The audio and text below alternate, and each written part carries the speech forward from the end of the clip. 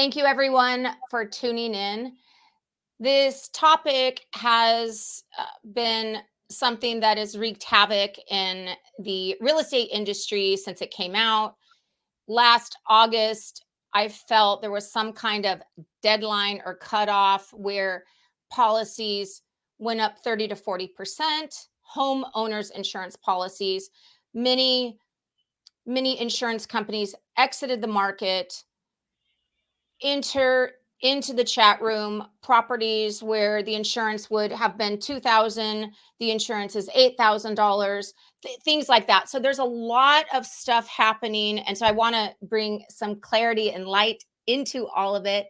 And I have a special guest with me today, Ms. Natalie Delgado, agent owner of a Goosehead franchise. She has been writing insurance for over 15 years. And she's a broker. And because of her ability to maneuver in such a difficult landscape, she's aligned herself with companies that are writing insurance. So a lot of us are going to Natalie for our insurance. And Natalie, say hello, introduce yourself.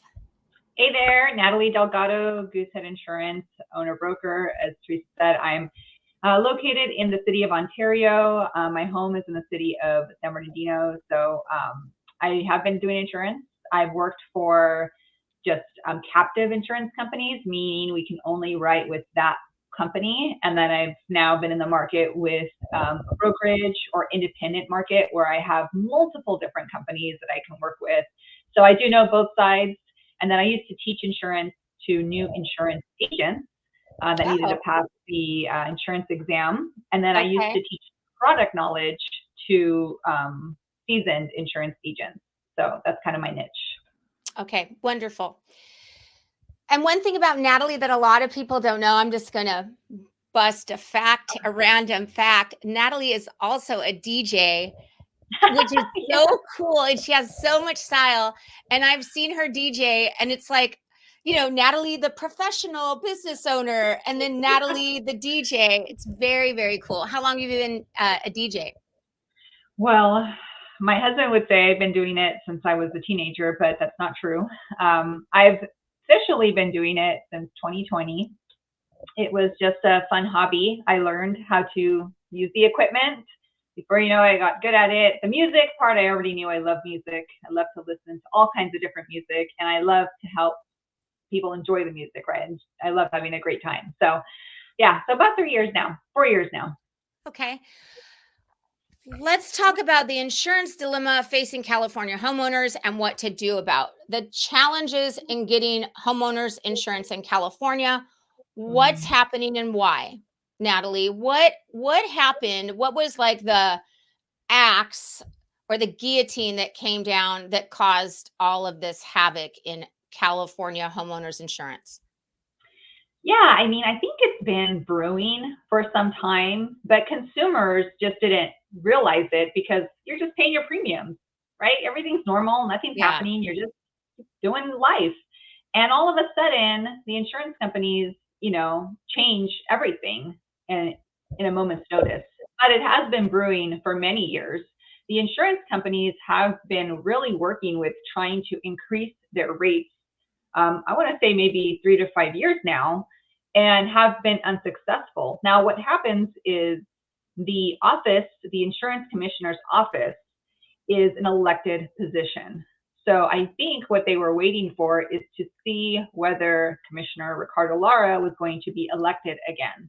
And so they kind of had an idea, if he was going to be elected again, that their rates were still not going to be approved. So COVID is a big factor of what happened, right? When we went through COVID, the shutdown, the driving habits went down because everybody was working from home, right? We enjoyed that. There was nobody on the freeway. So ideally, less accidents are going to happen, right? Okay. Wrong. There was actually quite a few single car accidents that were happening. People were just crashing into the center divider or crashing into a wall. I mean, it was crazy. It was just the freedom of being by yourself on the freeway. All that drinking everybody did during COVID. Then there's that, right? Gas was cheap. right? It was a great time. So people were out on the road, even though they weren't commuting every day. So there were still claims happening. And as time went on in those years, the cars started to get smarter, right? We have cameras on our cars. The cars basically drive themselves now. Almost everybody drives a Tesla. Everybody has some fancy electric vehicle. Those cost way more than just your standard, 2010 Honda Civic that didn't have really much of that. So that's just another thing that just kind of added to brewing it. So Ricardo Lara did get elected again and was still halting these rate increases, right? So during COVID, okay, rates were becoming a little bit more competitive. I don't know if you remember that the insurance companies were giving money back to people. I never got insurance money back. Okay, well, let me tell you. Where's my check? It's probably still in the mail. So what happened is the insurance, the Department of Insurance put some pressure on insurance companies to give money back. Geico gave money back, Mercury, Progressive, lots of companies gave money back, and it was in the form of a credit on your bill. So when they're advertising it, it says millions or billions of dollars getting returned to Americans, right? Okay, well, then you go and you look at it, it's really like 20 bucks or 150 bucks maybe, because it's based on how much you already pay. So they did that. And I knew immediately when that was going to happen that they're going to want to collect that money back at some point, right? Because that's coming from their profit. Well, they did that. Next year, the pressure was put on them again. Give the money back. They did it again. So you're thinking, okay, this company is giving back millions of dollars this year and now the following year. Okay. While claims were like the California wildfires decimated so many things. So claims were escalating. The cost of everything is so expensive. Yes. So still things are happening. They're still having to pay out. Okay. Well, now everything's open again. You're going back to work, you're driving, and what's happening? It's like everyone forgot how to drive, because all of a sudden claims start to rise up, right? And then in addition to that, we still have our homes that are getting affected by fires. We still now are dealing with the other large claim payout, which is water damage, pipes breaking. So it's usually the refrigerator line or the pipe under the sink broke and damaged, or there's just water coming in from like the slab and now there's a slab leak, right? So a lot of that is what's now happening more than ever. And I just think because our homes are getting older too, right? We still have brand new homes, but our 1970 homes are getting kind of like, they need some maintenance, right? So that's a lot of what's happening. So anyway, while this is all happening, the insurance commission, by not properly moderating and allowing the insurance companies to raise rates effectively so that they had some kind of a profit margin, and they continue to do that, insurance companies are like, okay, I'm tapping out. I cannot do business here anymore. Yeah, because they're saying, hey, state of California, we need more money to be able to continue to do business here. I knew it was our government's doing. I knew it. I'm a conspiracy theorist from way back. You were right. So fast forward, Ricardo Lara gets elected again, okay? And he's still putting pressure to say, all right, after I get elected, let's look at raising rates. Well, that was in last year, right? It was now his new reign. And he wasn't really pushing them. He said he was reviewing them slowly. And so that's why insurance companies said, look, it's not profitable for us to be here. We're going to take a pause. And that's what they did. All right. What insurance is available to California homeowners right now? A lot of people are getting rate increases, cancellation notices. So what is the recourse for consumers right now? One thing that as a loan officer, I like to get an affordable quote from a reputable company.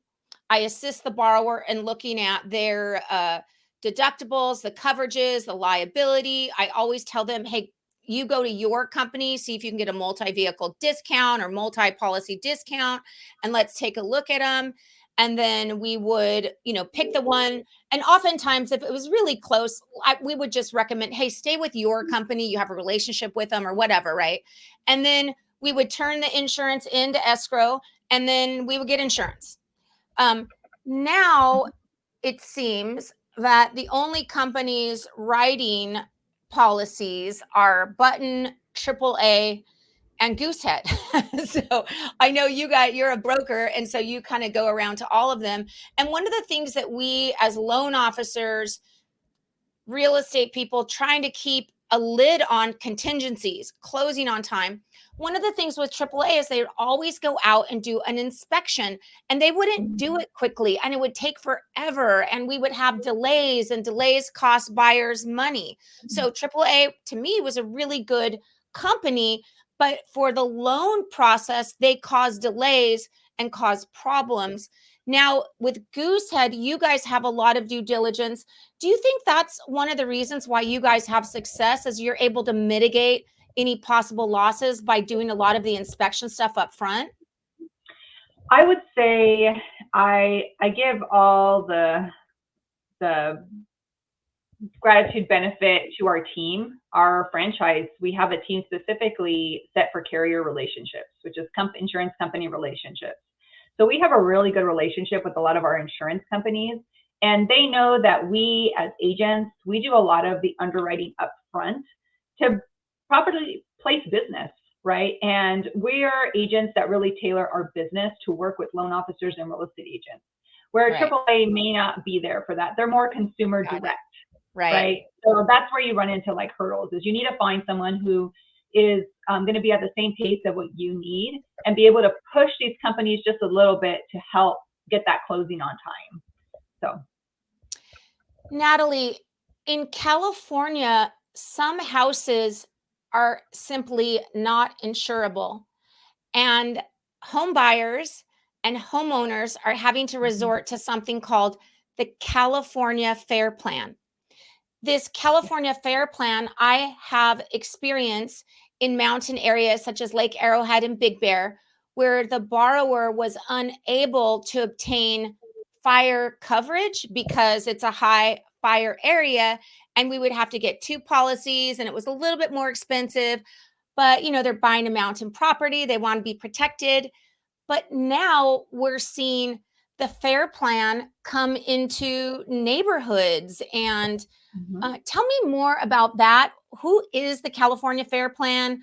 Why are they taking so long to help consumers get insurance? And sometimes when people are directed to California Fair Plan, could they possibly get regular insurance if they were to go to a knowledgeable broker?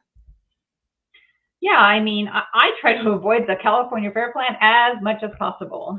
So thankfully, with the markets that we have and the contracts we have, we're able to place some of those high risk homes with still a company that's not the California Fair Plan. The California Fair Plan was created by other insurance companies to take on risks that they didn't want or could not take on. So that's high risk area. So that's a lot of your mountain area. That's their niche. That's what they're for. Their last resort option only. So consumers are asked to shop around and get declines from private insurance companies, and then they can go to California Fair Plan. California Fair Plan is not a state program. Okay, so they're not funded by the state of California at all. They're created just by other insurance companies. So we call it. I didn't know that. I thought it was like they're taking 3 weeks. It's got to be the government. So it's not the government. Okay. In fact, they have been in litigation with the state of California many times because the commissioner's pressuring California Fair Plan to be like another insurance company. And so they fought back and said, that's not our purpose. Our purpose is last resort option only with limited coverages. To answer your question about why they take so long, because they didn't used to. They used to take between 24 to 48 hours to return a quote back to us. What happened, which is so silly, is they completely changed their website. They, in the hardest market of ever, they decide we're going to switch over our integrated website, our quoting platform, to this new website, and let's just figure it out as we go. Okay. And that's exactly what we're doing, and that's why it's taking so long. Your other question, so Fair Plan is limited. That is why you do need to purchase a supplemental policy.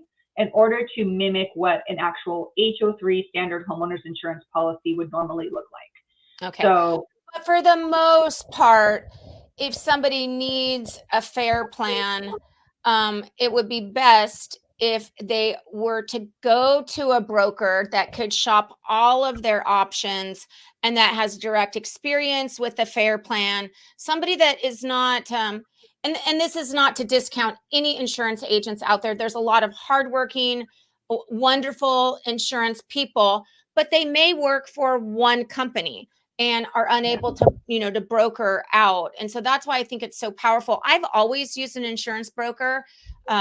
Being a mortgage broker myself, I know options serve the consumer. So, okay. Let's talk about being proactive as a real estate agent when working with selling a home or with buyers. So we never used to have to worry when you go take a listing, can you get insurance? And I remember at Christmas, we were all talking about this, and Raylene at my office, Lynn Munger, realtor, they were talking about how now, because they don't want any hiccups. They want to make sure that this home is insurable and it's not some outrageous amount. I think you guys had said that this house, one of the houses, the insurance would have been like $2,000 or $1,800, and now it was $8,000, and the buyers didn't know if they wanted to go through with it or not. And I was just like, $8,000, that's more than the taxes. So what can realtors do to mitigate loan delays and possible problems, value problems for the seller by consulting with you on their listings? I would say the best thing to do is just kind of identify the area that you're in, right? When you walk out of the, backyard, you have a beautiful view of a mountain, and if you do, well, probably high fire, you know what I mean? So there are a lot of areas that already have been identified as high risk. And if you're a seasoned agent, you kind of know this just from taking your clients, how far east are you going, or how far, south are you going? Are you passing through mountains?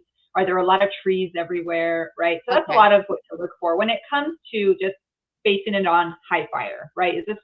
Could this property qualify for just regular private insurance? The other thing that I would say is really important is getting disclosures on whether the seller has ever filed claims on this house. Because before that didn't used to be a problem. We could say, oh, seller, previous owner's claim, not the buyer's claim. But now when it's, especially if it's water damage, it's saying, okay, this house has had water damage. They've had issues with their plumbing. Insurance companies are already thinking worst case scenario, most likely they're going to have another claim. So that already puts a red flag. So really just good to have as much information up front as possible. It's no longer like, hey, the roof, is it in good condition? No. How old is the roof? We need to know age, right? Can a roofer come and say, this roof has at least 5 years expectancy on it? If they can't do it and won't put it in writing, then the insurance companies are probably going to have an issue with it too, because they do look at age more than they do condition. So I think a lot of really experienced realtors do dig like that, but they might not go as deep as what you mentioned. So right now, it's more important than ever to add value to your listing, to add value to your seller, that you're going to go the extra mile and make sure all of these questions are answered, possibly disclosed on the TDS and disclosed to the buyer, so that they have all of this information at their fingertips and are able to get on the insurance at the very, very beginning of the transaction. Now, like, we are already like, oh, escrow opens, we are, ordering insurance. Like, we want to get that insurance like right away. We sometimes used to wait the client and be like, okay, you really need to get it to us by next week. Now it's like, you really need to get it to us by the end of the day, no later than, tomorrow by 10. So we're really being firm about clients getting their quotes. I like that very much. Natalie, if a realtor wanted to contact you and get in touch with you, what is the best way to do that? Call, text, email? Yes, I do have a special line just for my agents and my loan officers, so they can get a hold Like a of me. hotline? Like a bat Yeah. line? I always say email is probably best. Give me a breakdown of Yeah. client's name, date of birth, address with a zip code. It's helpful because most agents just give me the address and not the zip code. And I'm like, I need the zip code. It's important. Yeah, I would say, you can email me. We can post my email here. You can reach me through Instagram. I try to frequent there a lot. Okay. I'll post all your contact information when I actually post this full video. Raylene Lescano said, question, you pull all claims anyways, right, on a property when you get ready to insure it? Interesting. Some companies really hold us till the very end because I believe they have to pay for the report. It's called the clue report. Oh, so they don't do that up front if they're not going to get the opportunity to write the policy. Yeah, so if I know there's a claim or you've brought to me like, hey, they said they had a claim before, then I purposely go to run it. Okay. Or if it's a company that I think will most likely cancel it, then I will run it. But if it's one that I know, something does pop up, we can get through it, then I won't run it. Raylene also commented what I think is a very good question, where maybe, we'd wait, I don't know, 7 to 10 days to get all the disclosures. There's delays, sellers are out of town or whatever. But that listing agent needs to get the TDS done right away, right up front, and, possibly provide that early. I mean, always you want to get your disclosures to your buyers right away. But if there's possible property damage from a previous claim, absolutely. The other thing is I would just say, treat it like a contingency, even though it's not a real one. Okay. Right? Treat it like you would any other contingency, that you have a deadline to get it done.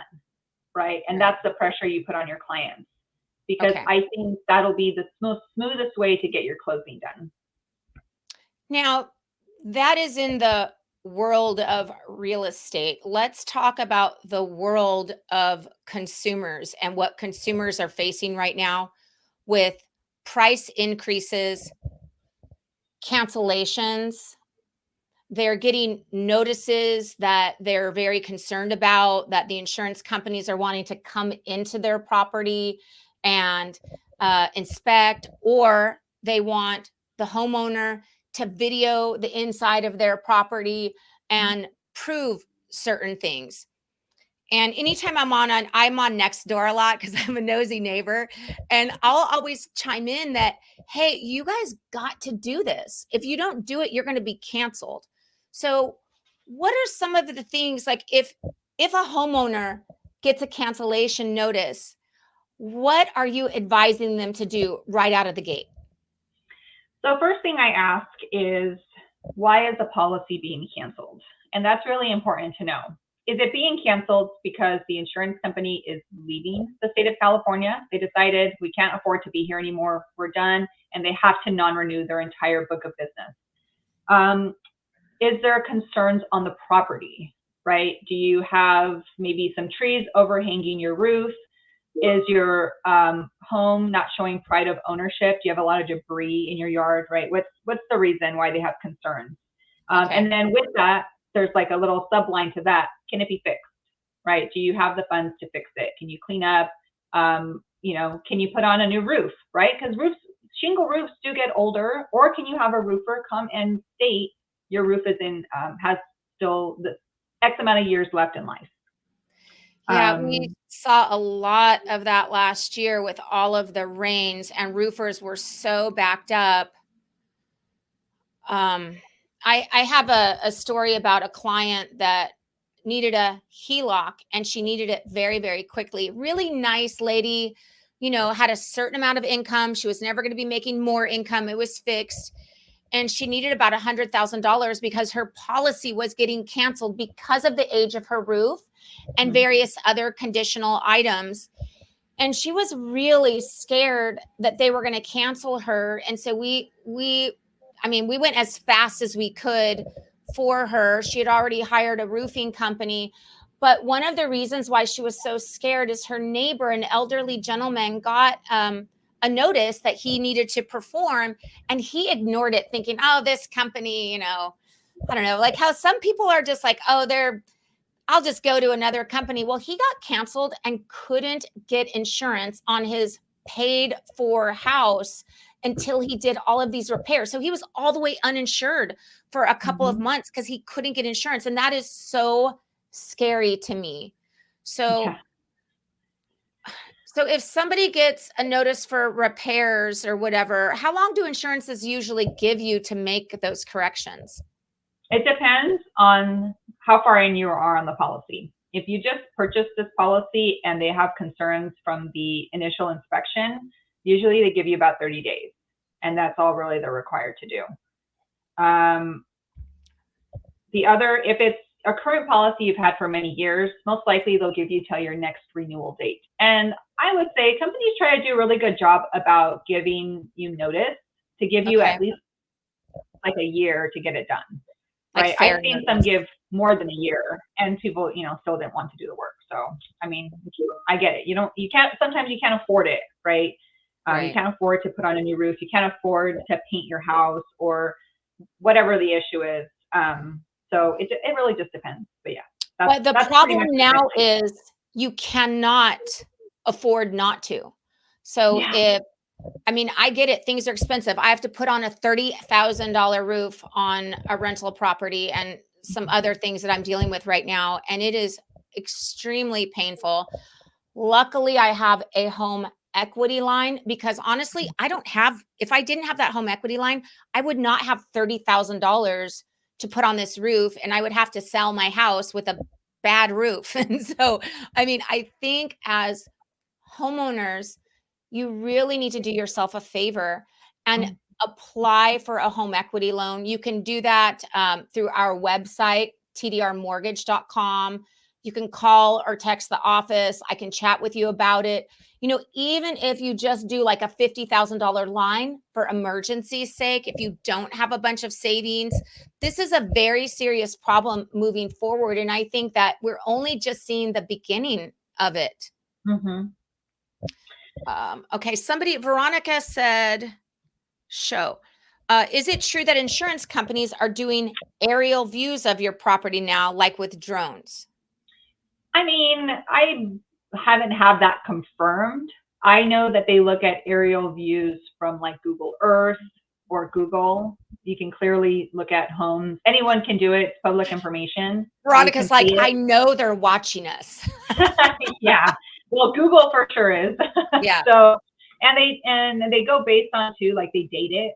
Google will date when that aerial shot was taken. So if it's pretty recent, then insurance companies will use it. So if you've got a tarp on your roof, and roofing for California is a huge, huge thing. We have all of this construction that was done in the 90s and 2000s. All these people put on solar, and so much solar insulation has caused leaks. And then the rains, when it rained for 180 days and 180 nights last year, like good luck trying to get a roofing company out and get on their calendar. I've been on a roofing company's calendar since like last September, October, November, December, January, February, and they're supposed to put in the roof in February. Wow. HELOCs are a fantastic vehicle for people looking to have a safety net if you anticipate having issues in the future and possibly being short on money. A lot of people cannot refinance due to debt ratios. They have very, very low interest rates. We have seen with the rates come down into the 5s, though. I have a couple of deals right now where I've refinanced a cash out refinance FHA, did a debt consolidation, and I'm getting a client money out to do some home repairs for insurance. So I think a lot of people are handcuffed to this low rate because they want to do absolutely whatever they can to keep it. But there's no shame in solving problems by getting rid of it. So if you have something that you need to solve, please, please don't let that sexy little rate hold you back from a future catastrophe or problem, and you can always call the office. My name is Teresa Timms. I've been doing home loans in California since 1998. I am the broker owner of TDR Mortgage. I specialize in purchase transactions, and like Natalie, I'm a realtor's lender. How Natalie is a realtor and lender's insurance company. Natalie, if you're joining us later in this video, Natalie has been an agency owner for Goosehead, and she's been in the insurance industry for 15 years. So we're getting a lot of really great information to help consumers.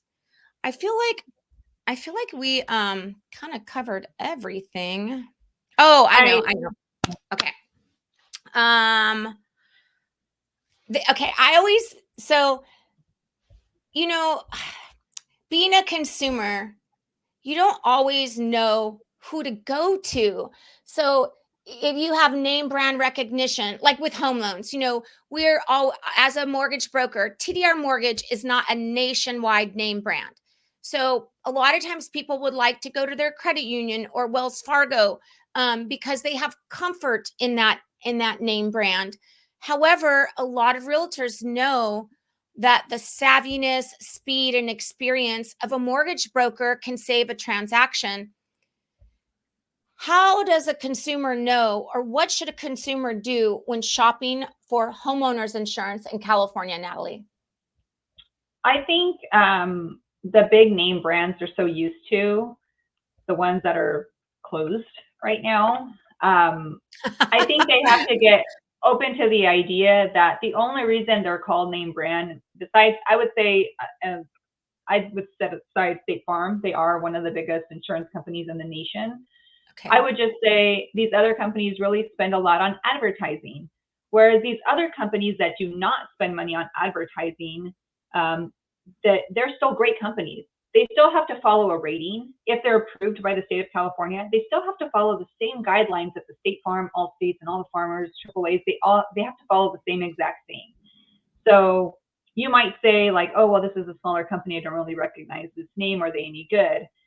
Beyond that, I would say, who's your agent? Do you know your agent? Because your agent can advocate for you if you have a problem with this X insurance company, right? So I think knowing who your agent is, having a good relationship with your agent would really help you in a case like that, where if you have some struggle in a claim process, you can call your agent and have your agent step in, right? Okay. Natalie, tell me about your business and why someone should contact you and not, well, does State Farm even transact in California anymore? Or Farmers or? Well, I've heard from my friends. I do have friends that own State Farm agencies. I have friends that own Farmer agencies. We're all in the same boat, right? The market is tough. This is the hardest market ever. For the most part, property is no-go or slim to none. So I would say it's important to use an independent agent, which is someone like me, because we do have options. Not all independent agents are the same. I would say I give a lot of credit to my franchise that I own because I partner with them. They have a lot of access and can get companies that maybe others don't have access to, right? So, but I mean, right now in the market, you got only so many companies that are open, right? And a lot of them are non-named or have an odd name that you've never heard before.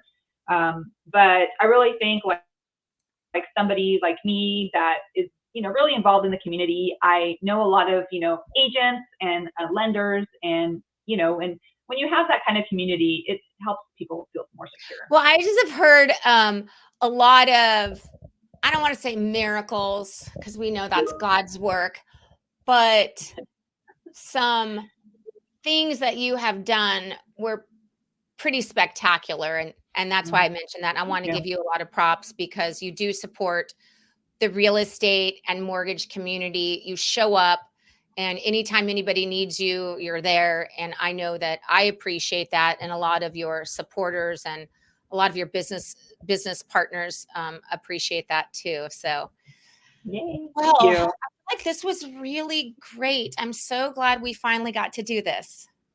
Yes, me too. I know this is great. And it's at a great time, right? Because before the market was doing well, and now the market's in shambles. And so Yeah. people need to know about this. And I think if you're a new agent, working with experienced loan officer is important, right? Someone like Teresa to have on your team to really help guide your client through the home buying process.